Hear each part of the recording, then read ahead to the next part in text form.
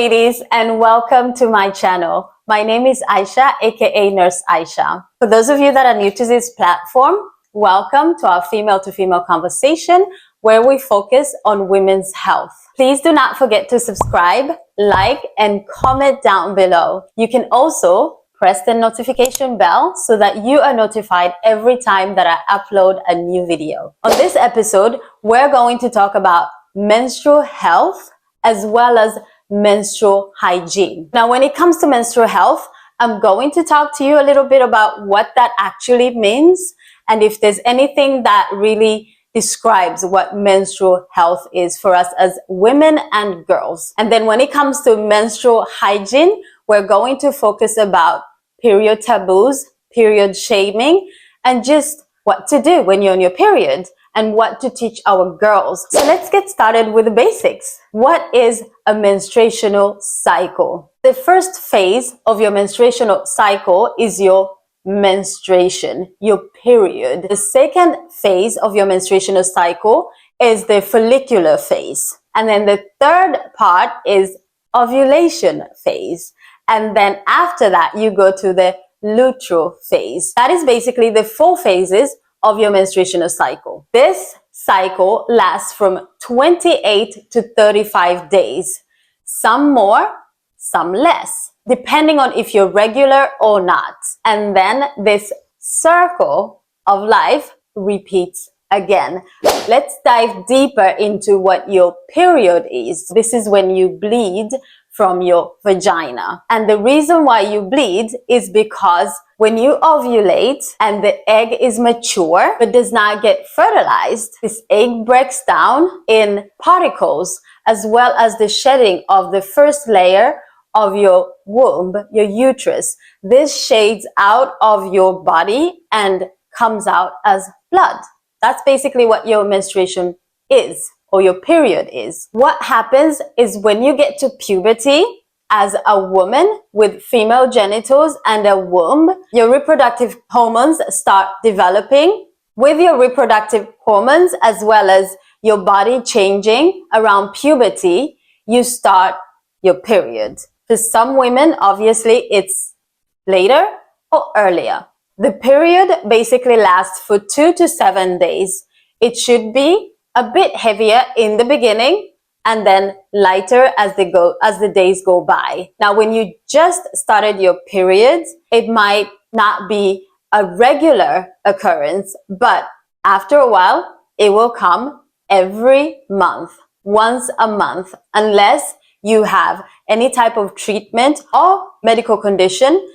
WHO is recognizing menstruation as a health issue and not just as a hygiene issue with physical, psychological, and social dimensions. This is a very important issue that we need to start discussing, especially to support women and girls all over the world that are being hindered because they menstruate. The reason we should discuss menstruation as a health issue is to support young women and girls so that they don't get held back by such a normal fact of life. They should not be held back from school, and they should definitely not be held back in sports activities or any other activity during their period. Now, let's move over to menstrual hygiene. When it comes to menstrual hygiene, we're going to talk about period poverty.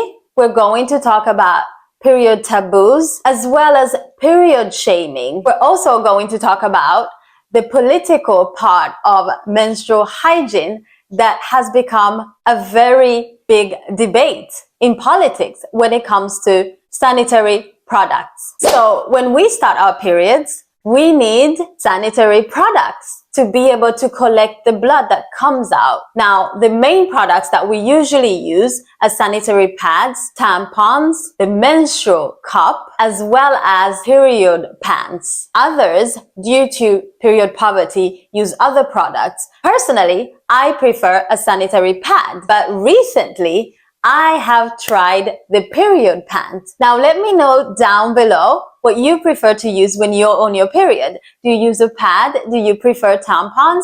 Or do you even use a menstrual cup? What is it that you use and why do you use it? Because when it comes to different products, we choose depending on our preference, but also political reasons, hygiene reasons, and also environmental reasons. A lot of women that are very aware of environment issues prefer reusable products. And if you want me to talk more about any specific product, please let me know down below, and I'll make sure to discuss that in depth. Now, while I was out shopping recently, I ran across an amazing product by Female Engineering, a Swedish product that I got really curious about. So I contacted them, and they were nice enough to send me a few period pants that I tried on. And honestly, I am blown away. I love this product very much, and I want to continue using it. It's kind of pricey when we talk about period poverty because it costs around $30.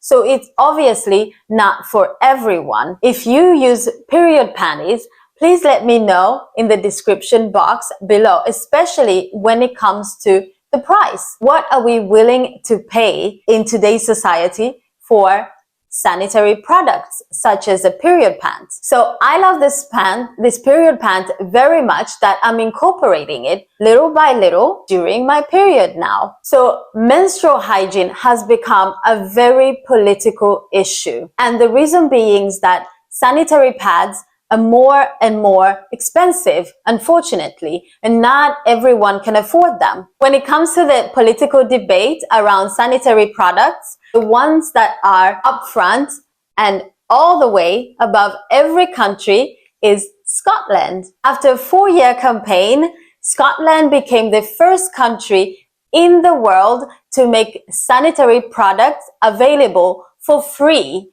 for everyone in every educational institution. This is amazing. Go Scotland. It is known that 1.6 million women are affected by period poverty, and this affects their hygiene, their health, as well as their well-being. Now, this is the reason why we should have a conversation just like Scotland and talk about making period products available for free. Here in Sweden, there is a motion in place since 2021 that wants to mirror what Scotland has already done. Their motivation is, this has been done in Scotland, therefore Sweden should not be far behind. Sanitary products should be just as available as toilet tissue is. RFSU or RFSU in Sweden has also joined the debate, asking for these products to be available for children, and this should go under children's rights and equality. This is a big political debate and discussion that should be had in all nations. Now, if we look farther south to Kenya, there has been a debate when it comes to sanitary products. In February, Senator Gloria Orova was everywhere when she caused a turbulence in parliament, showing up in bloody suit pants. And this all in the spirit of ending period shaming as well as period poverty. Hats off, Miss Gloria.